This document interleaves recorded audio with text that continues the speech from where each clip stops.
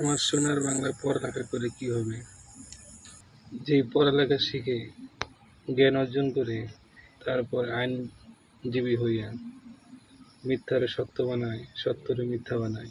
এই হলো আমাদের দেশের পড়ালেখার শিক্ষকদের মান। না আছে আইন, না আছে কিছু। টাকার বিনিময়ে আমাদের দেশে আইন বিক্রি হচ্ছে। আমার সোনার বাংলায় কোনো বিচার নাই, সব অন্যায়, জুলুম, অত্যাচার।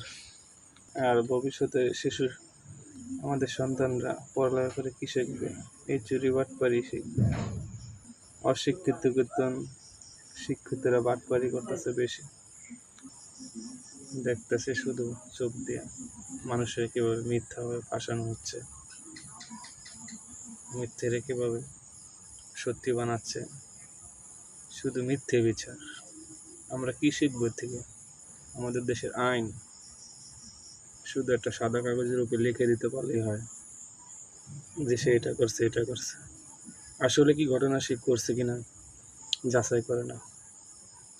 আর আপনি যদি একটা কেস করতেও যান, দেখবেন যে আপনার যে কম্পিউটারের দোকানের লোক থাকে, তারাই আপনার কেস সাজায় দিবে যে কোন মামলা কীরকম কেস করলে আপনার ভালো হবে।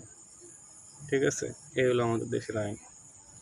আপনি যদি তাকে সিম্পলভাবে বুঝান, সে বলবে কি জানেন, যেভাবে আপনার কেসটা বেশি কার্যকর হবে না, সেই আপনার বানাই দেবে যে এমনি করলে ভালো হবে।